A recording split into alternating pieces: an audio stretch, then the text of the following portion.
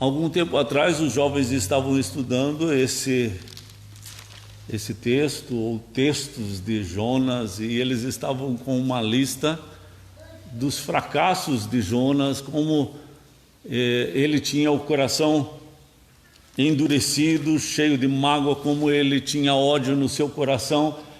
E a gente lendo aqui vê que como ele é bipolar, como uma hora ele está muito animado, outra hora ele está super desanimado.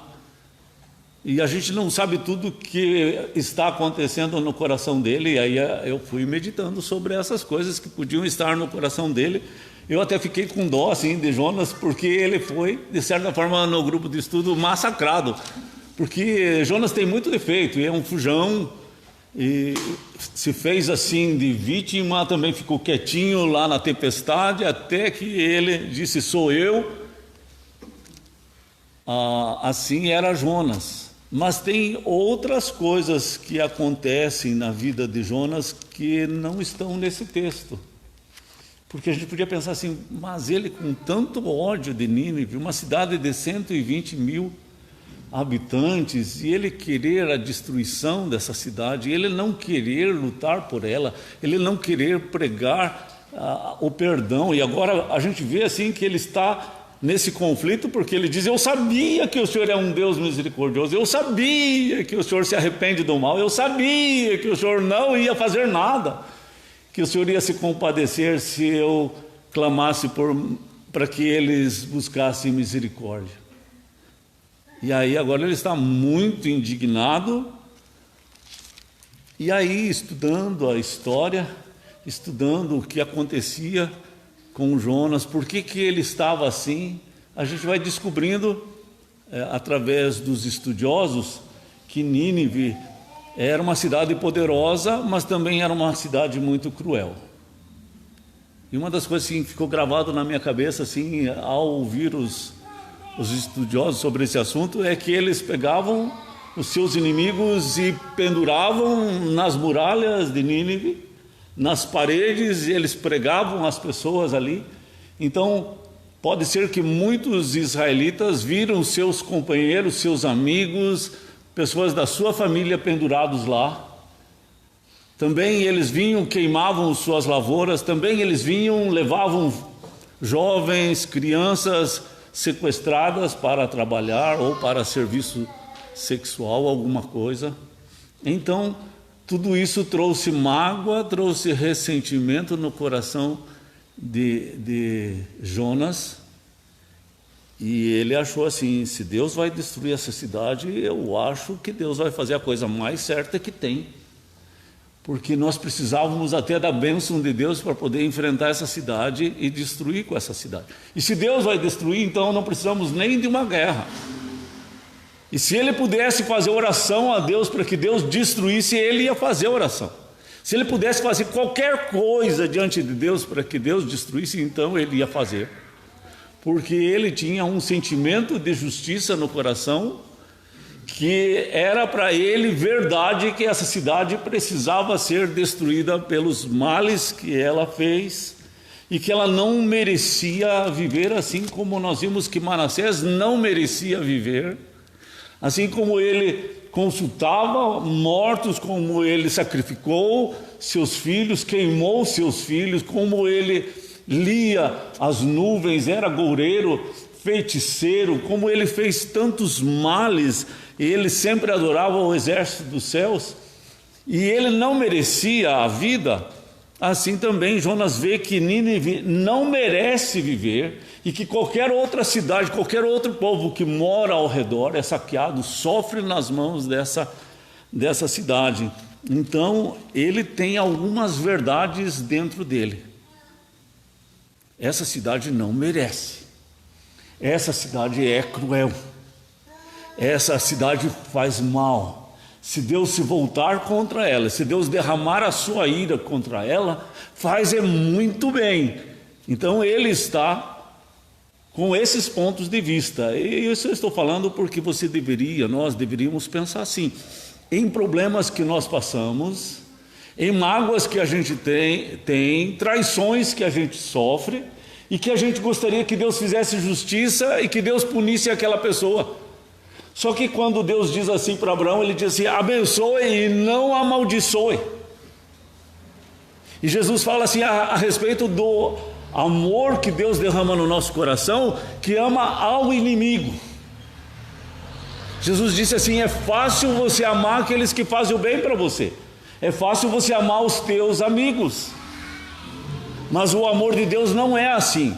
O amor de Deus, ele ama aquele que te faz o mal, aquele que te aborrece, aquele que foi cruel a você, que te traiu, que te ironizou, que zombou de você, que te criticou, que deixou você de lado. E assim como é a questão de Jonas.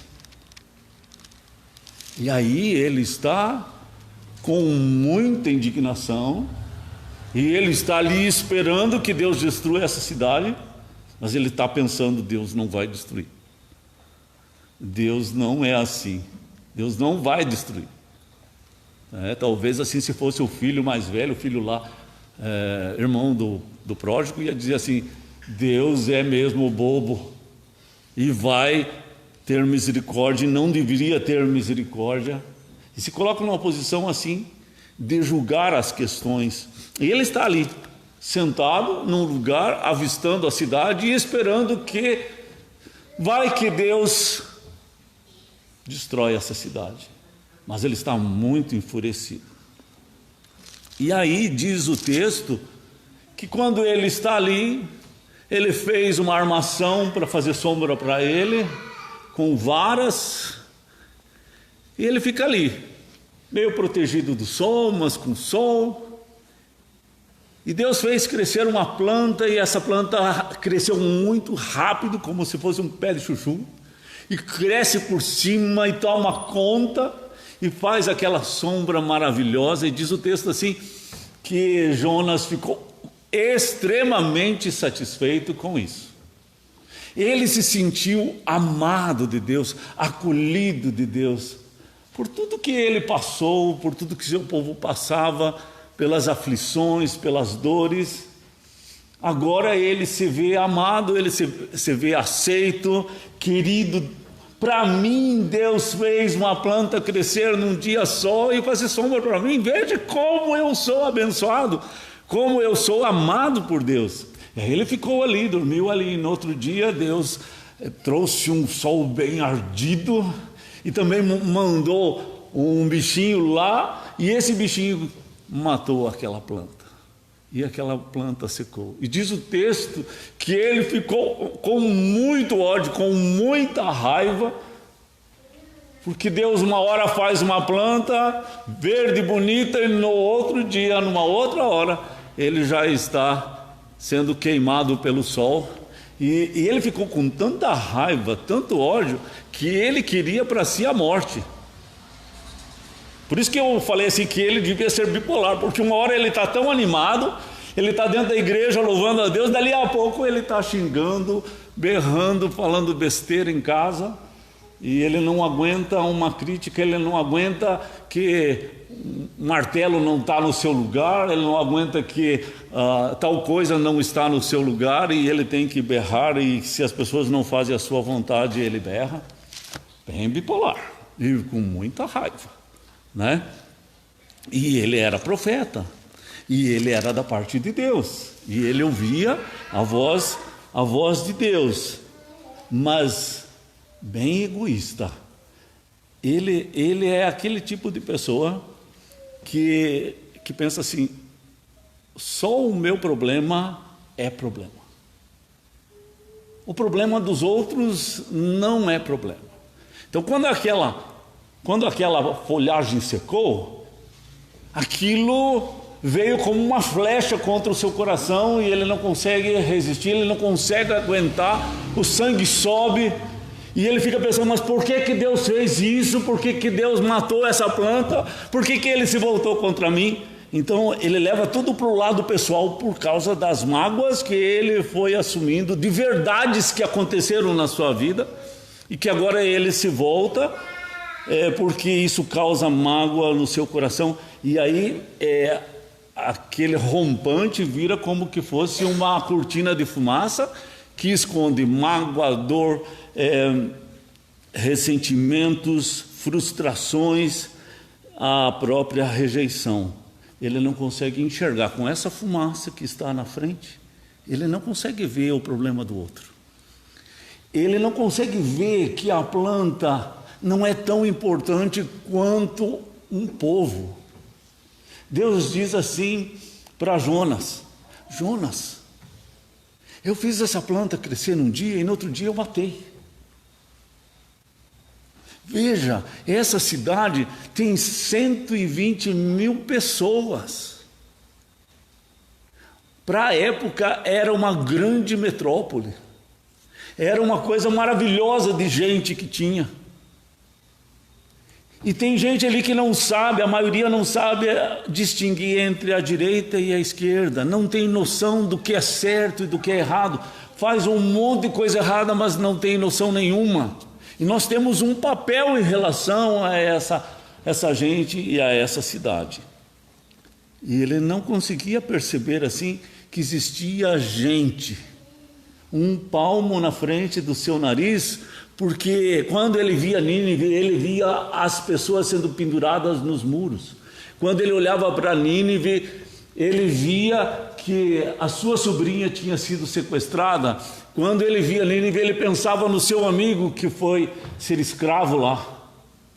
Ele só olhava as coisas negativas e ele não conseguia prestar atenção que tinha um povo que era ignorante.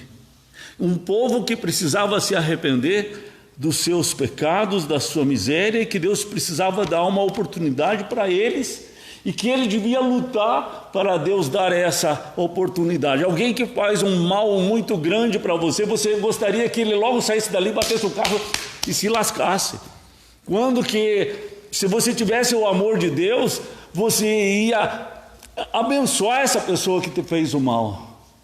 Você não iria pedir para Deus que ele sofresse as consequências dos seus males, para ele aprender a lição, que ele não precisava bater o carro, que ele não precisava machucar, que ele não precisava sofrer, porque isso vai acontecer automaticamente.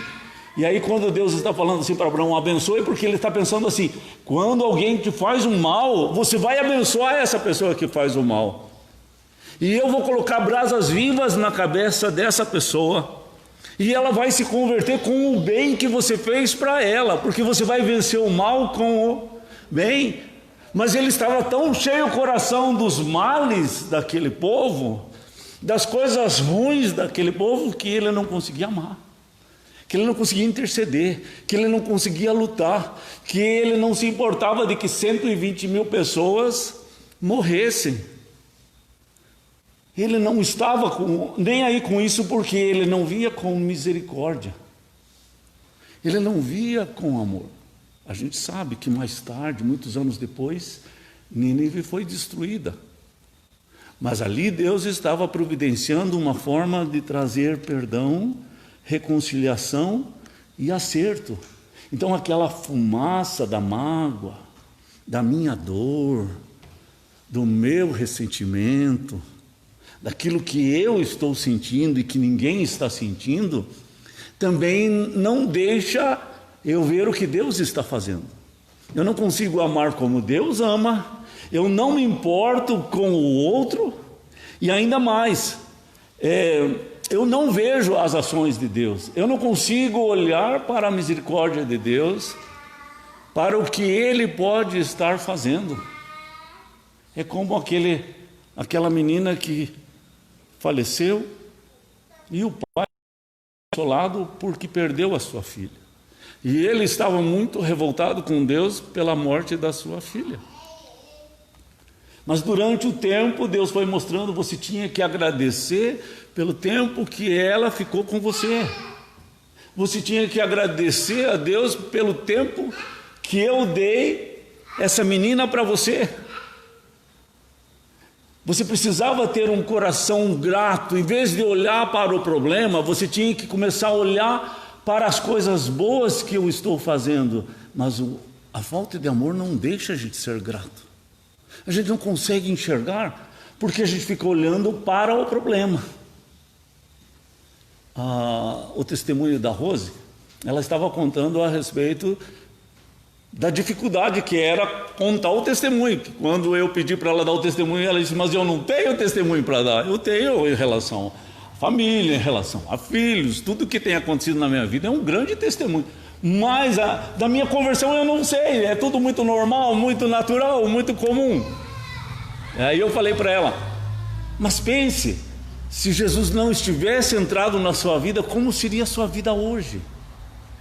O caminho que você tinha percorrido na sua vida sem Jesus, como seria?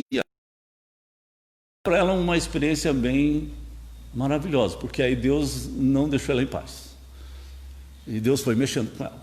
Essa palavra foi chacoalhando o seu coração e ela ficou meditando nisso. E aí ela disse ontem que se ela fosse contar tudo que Deus foi falando com ela, de tudo que Deus fez, daria um testemunho muito longo.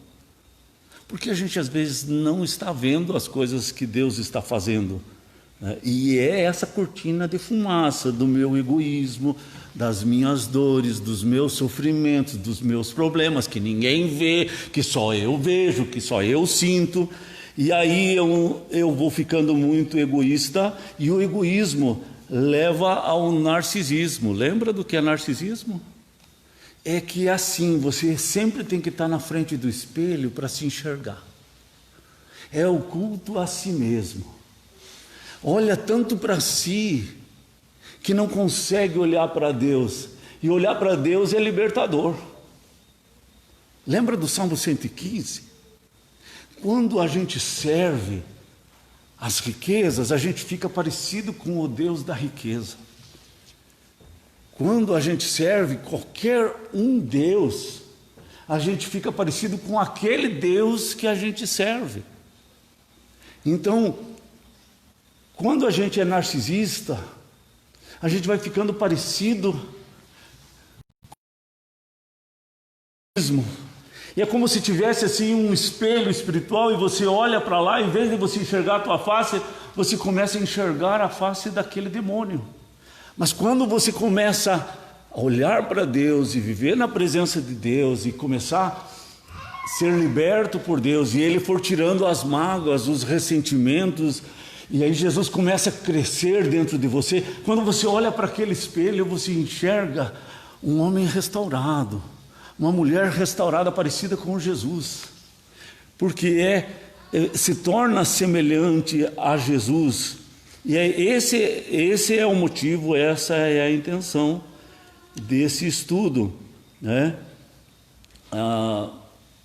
O servo de Deus lá no Salmo 73, Asaf, ele estava muito chateado porque ele via que os incrédulos se davam bem. Eles roubavam, eles faziam as coisas erradas e se saíam bem ilesos. E ele sofrendo, como servo de Deus, como Asaf, aquele ministro da música, como levita, como sacerdote, e ele sempre se lascando. Mas diz lá no Salmo 73 que durou um tempo esse conflito no seu coração. Mas diz assim, até que eu entrei na casa de Deus. Gente, Asaf vivia na casa de Deus. Asaf era sacerdote. Asaf sempre estava na casa de Deus, viu? Tem jeito de você entrar na casa de Deus que você não ouve a voz de Deus. E tem jeito de você entrar na casa de Deus que você ouve a voz de Deus. Jonas entrava na casa de Deus e ele via só as coisas com ódio, com raiva. E Asaf só via as suas dificuldades, as suas lutas, e como prosperavam os caminhos dos perversos. Mas quando realmente ele chegou na presença de Deus, mesmo estando na casa de Deus, ele não estava na presença de Deus. Mas quando realmente ele chegou na presença de Deus, ele viu que a situação dele era muito melhor do que dos perversos. Porque um dia Deus ia colocar aqueles perversos num lugar escorregadios, e eles iam escorregar e não teria quem os levante. E que Deus sempre foi o conselheiro da sua vida. E ele disse assim, então não tem alguém melhor do que o meu Deus. O meu conselheiro, quem eu posso ter mais que Deus na minha vida? Ele completa a minha vida. Mas como a gente pode ser narcisista e ficar olhando para o monte, ficar olhando para o meu problema, levando tudo para o lado pessoal e vai formando uma cortina de fumaça e não consegue ouvir o que Deus está falando com você, né? Eu lembro também assim no quarto, lá do seminário, eu e meu colega recebeu uma carta e dentro da carta tinha dinheiro, uma oferta para ele. E ele fez aquela festa e ele disse assim: ah, como meu Deus é maravilhoso. Eu pensei na hora assim: pá, eu não ganho essas cartinhas com dinheiro, então o meu Deus não deve ser maravilhoso, porque o Deus dele é maravilhoso porque ele ganha ofertinha. O meu Deus não me dá ofertinha, então não deve ser maravilhoso. Eu lembro assim que foi um conflito no coração ouvir aquela frase, porque não gostei de ouvir aquela frase, né? A gente cai em armadilhas, a gente cai em ciladas, e se a gente pensar bem, a correção que Deus estava fazendo para Jonas era em favor de Jonas. Deus disciplina aquele que Ele ama. Deus matou uma planta para dar um ensinamento a Jonas. Deus estava disciplinando Jonas porque Ele ama. Deus estava dando uma oportunidade de arrependimento a Nínive, mas não queria dizer que eles seriam salvos, a não ser que se arrependesse de verdade. Mas Jonas já era salvo, mas um salvo que tinha muito egoísmo no seu coração. E Jesus disse assim: se você não renuncia a tudo que você tem, você não pode ser meu discípulo. O discípulo de Jesus, ele renuncia. E Jonas, ele tinha que renunciar toda essa cortina de fumaça da sua dor, do seu sofrimento, da sua angústia, do seu problema, para poder ouvir a voz de Deus e fazer a vontade de Deus. Ele não podia fazer a vontade de Deus ainda tendo as suas fortalezas no seu coração. É como se tivesse assim, dentro da tua vida, um outro castelinho pequenininho, e que você se esconde dentro desse castelinho de autodefesa. E daí se torna inatingível, porque você se protege. E se alguém vier falar, você joga 5, 6 pedras nessa pessoa. E aí você acaba se protegendo e não se arrependendo do seu pecado, e acontece exatamente o que aconteceu com Jonas. Deus tem que fazer alguma coisa, uma medida um pouquinho mais drástica, para que ele perceba o seu problema. Eu estava conversando com alguns colegas de turma onde estudamos, e aí tinha uma mensagem a respeito de como a juventude, a criança está sendo roubada com as violências, não ficando na presença do pai e da mãe, não sendo educada, não tem a leitura da Bíblia, não tem esse tempo especial para a criança, e ela está sendo assim vivida como um robozinho, como algo em série, indiferente, fria, no seu canto, e a juventude está sendo roubada com a violência da televisão, com violência em casa, com malcriação. E aí, no final dessa meditação, falava assim, a respeito de um texto de Jesus, que diz assim, que era melhor colocar uma pedra de moinho no pescoço dessa pessoa que está causando esses males para essa criança. Aí quando a nossa sociedade não tem gastado tempo com as crianças, não tem orado pelas crianças, e uma sociedade que está mais animada de fazer aborto do que orar pela criança, pela alma da criança, pelo espírito da criança, então toda essa juventude está sendo roubada, está sendo saqueada pelo inferno. E era melhor que tivesse, naquelas palavras de Jesus, amarrar uma pedra de moinho no pescoço dessa pessoa que está fazendo todo esse mal e jogar no abismo. Aí uma colega falou assim: eu não gostei desse texto, porque ele é vingativo. E Jesus não é vingativo. Não gostei dessa palavra, porque é uma vingança contra pessoas que estão criando mal aos seus filhos, mas que não precisava ir para tanto de amarrar uma pedra no pescoço. Acho que Jesus não está falando isso. Só que, por outro lado, Jesus não é vingativo nesse momento. Enquanto ele está oferecendo uma oportunidade para a pessoa se arrepender. Enquanto ele está oferecendo uma chance da pessoa sair do seu atoleiro. Porque o mundo inteiro jaz no maligno. O mundo inteiro está em trevas. E nas trevas a pessoa vai só se perder. Nas trevas não há luz. E o que o Espírito Santo está fazendo é detendo a ação das trevas. E a nossa função é tirar as pessoas das trevas para a luz. Porque é isso que Jesus veio fazer. E a nossa pregação precisa levar as pessoas a saírem das trevas e irem para a luz.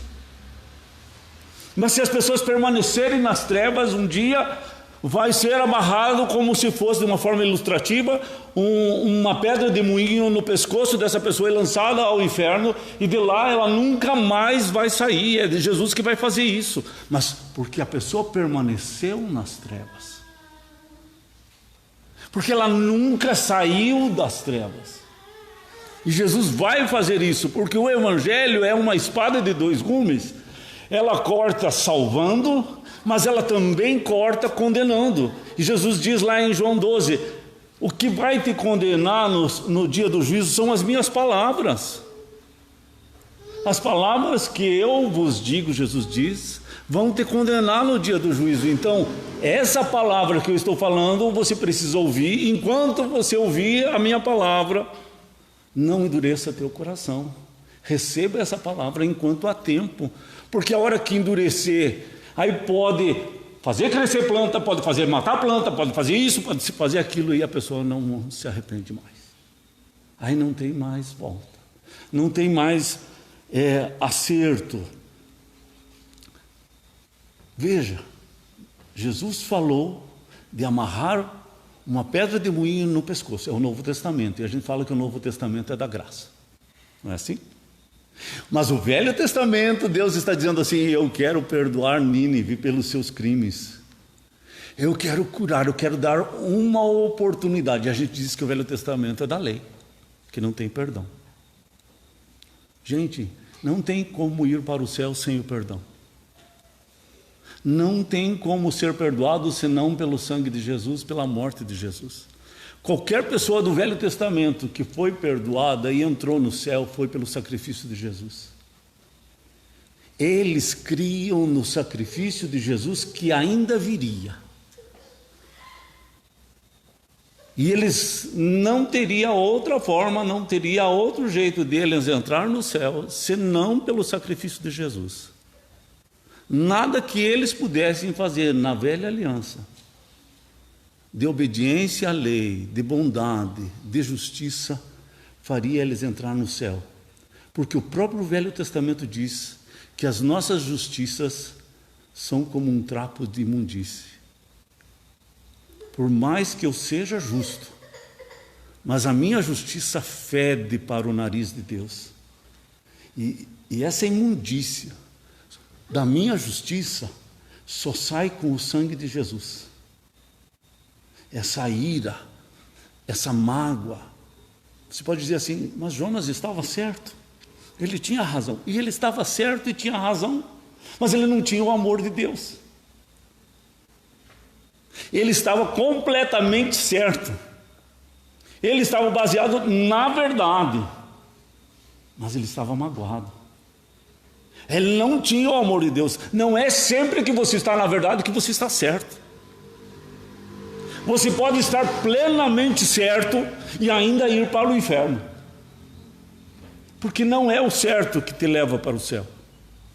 A verdade que te leva para o céu é Jesus. Ele diz, conhecereis a verdade e a verdade vos libertará. Mas o texto seguinte diz assim, se pois o Filho te libertar, você é verdadeiramente livre. Só pelo sacrifício de Jesus. se não for pela morte de Jesus, ninguém entra no céu, né? Jonas podia dizer: Senhor, mas veja o que eles fizeram, todos os crimes que eles cometeram. Eles sensualizaram as suas crianças, eles prostituíram as suas meninas. O Senhor diz na sua palavra que a terra se enche de violência com isso, e eles encheram de violência a sua cidade. Eles merecem morrer. E Deus diz: mas eu quero dar uma oportunidade para eles. Vai lá e prega. E ele escapa, ele dá um jeito, e Deus faz ele voltar. E ele pregou, e diz o texto que Nínive se arrependeu. Nínive se vestiu de saco e cinza. Eles prantearam diante de Deus, e Deus deu um tempo maior para eles viverem. Martin Luther King, ele fala assim: a escuridão não pode expulsar a escuridão. As trevas não podem expulsar as trevas. Apenas a luz pode expulsar as trevas. Só a luz. O ódio não pode expulsar o ódio. Só o amor de Deus pode expulsar o ódio. A justiça do homem não produz a justiça de Deus. A verdade do homem não produz a justiça de Deus. O ódio do homem não produz justiça. O ódio do homem só produz ódio, porque é trevas. Trevas só produz trevas. Por mais que se esforce, as trevas não conseguem ser luz, nem clarear um pouquinho. Quanto mais trevas, mais escuro fica. Só a luz pode clarear. Só a luz pode fazer alguém enxergar. E assim é a relação entre ódio e o amor de Deus. O ódio não consegue expulsar o ódio. Então, quando você fica muito indignado, quando você fica com muita raiva do teu pai, da tua mãe, de alguém que fez um dano contra você, o ódio não vai produzir justiça. O ódio não vai fazer bem para você. O ódio não vai resolver isso. É o amor de Deus que pode resolver, mas o ódio não. Então, a gente precisa aprender assim algumas liçõezinhas, né? Às vezes lá no Espiritismo eles tiram um encosto e põem um outro encosto. Eles chamam de encosto. É um espírito que está perturbando. Eles tiram aquele espírito perturbador que a pessoa não consegue dormir à noite, mas daí colocam um outro espírito mais tranquilinho, que a pessoa consiga dormir à noite, mas vai trazer um outro estrago na vida daquela pessoa. Por quê? Porque no lugar onde tem esse espírito não vai ter um espírito de Deus para libertar. Porque a luz não vai se acertar com as trevas, e as trevas não vai se acertar com a luz. E aonde Jesus está, espanta as trevas. E é assim que funciona. Não tem outro jeito, né? Então, às vezes, a pessoa acha que tem caminhos que resolvem o seu problema, mas não tem. Na conversão de Heber Soares, ele recebia o espírito de Zé Igual. Não sei se vocês já leram sobre ele. É um livro chamado Nos Bastidores dos Espíritos. E ele era um curandeiro poderoso. Tinha 40 espíritos dentro dele que consultavam as pessoas quando estavam na sala de espera. Então, quando as pessoas chegavam no seu consultório, ele já sabia todas as doenças de todos, porque esses espíritos contavam a doença de cada um que estava na sala de espera.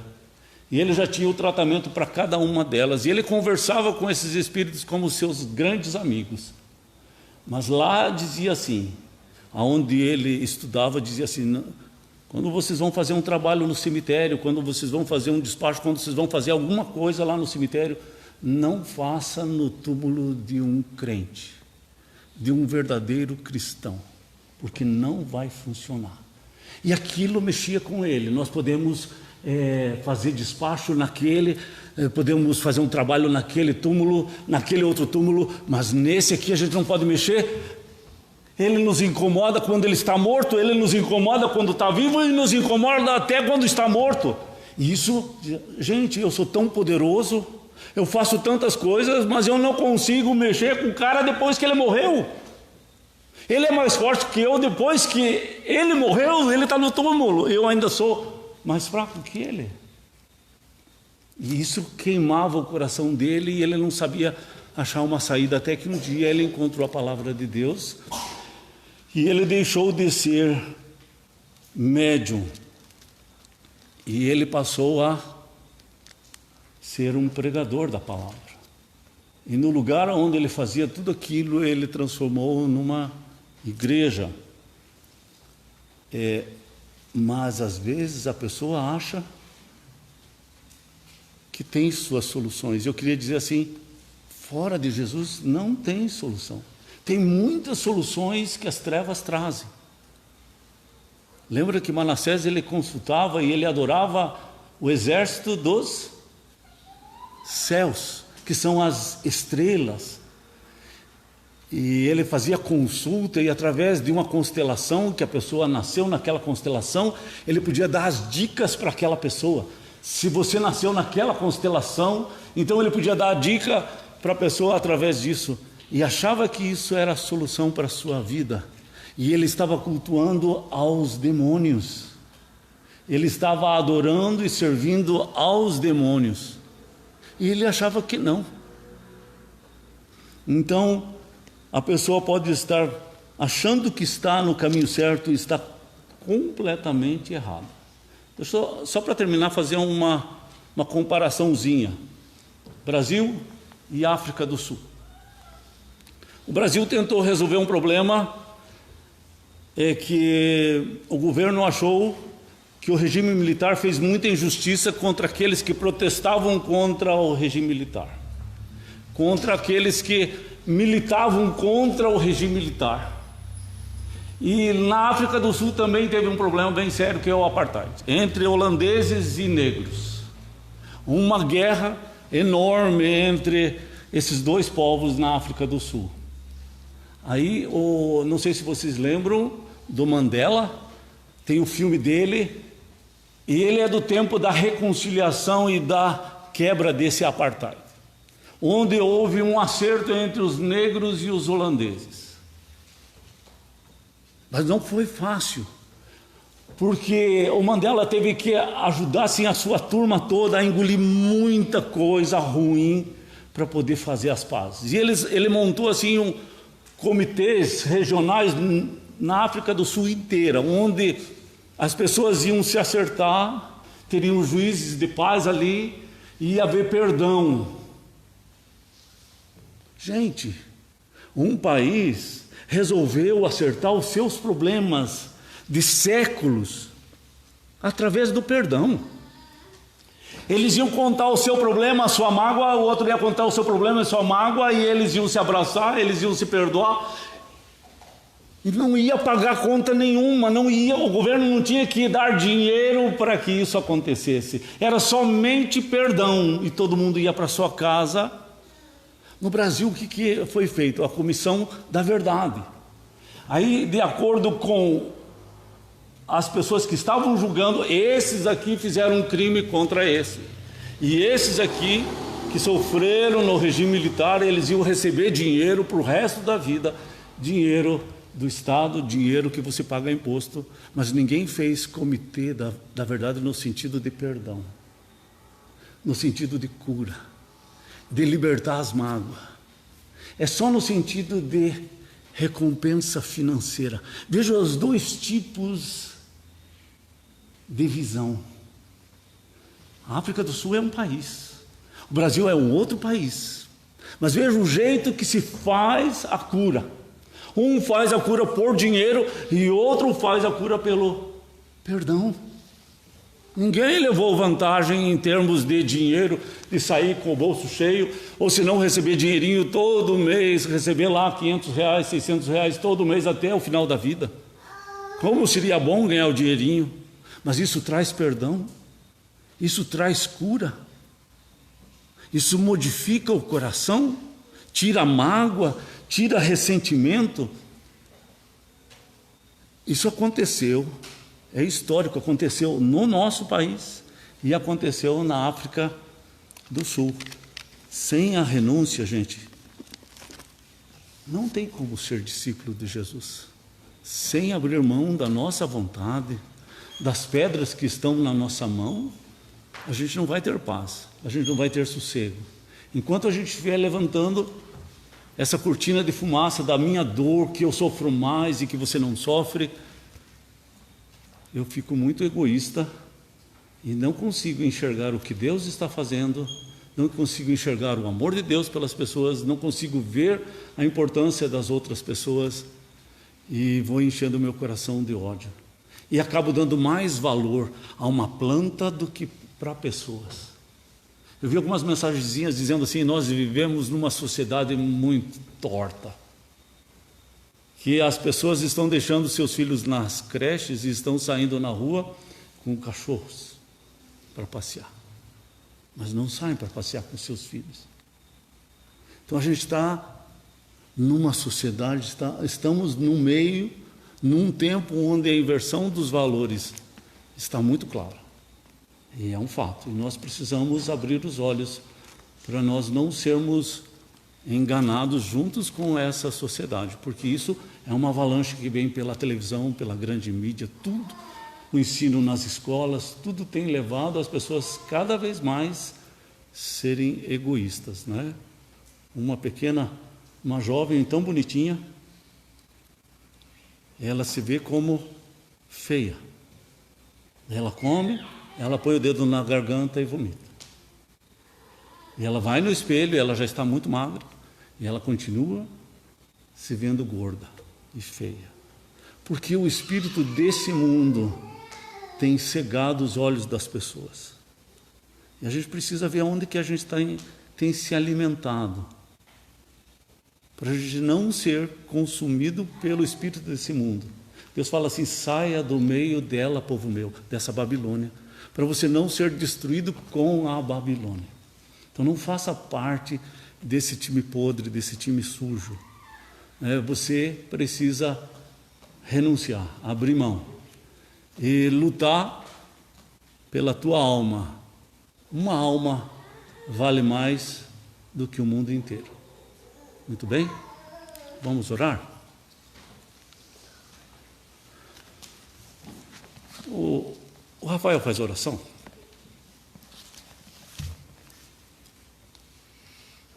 Senhor Deus, amado Pai, agradecemos por essa palavra que falou no nosso coração, Pai. Possamos assim guardá-la e meditar nela, Pai.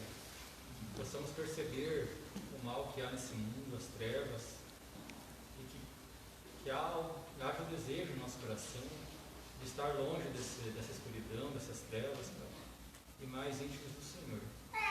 Que o amor do Senhor venha a preencher o nosso coração, Pai, fazer a transformação que precisa ser feita, Pai. Possamos entender a graça do Senhor pelas nossas vidas, o sacrifício de Jesus naquela cruz. Amém. É o único meio de salvação e de acesso ao Senhor. Amém. Nos abençoa assim nesta noite, Pai. Possamos voltar para casa na segurança do Senhor. Assim oramos em nome de Jesus. Amém. Amém. Muito bem. Deus esteja abençoando a todos.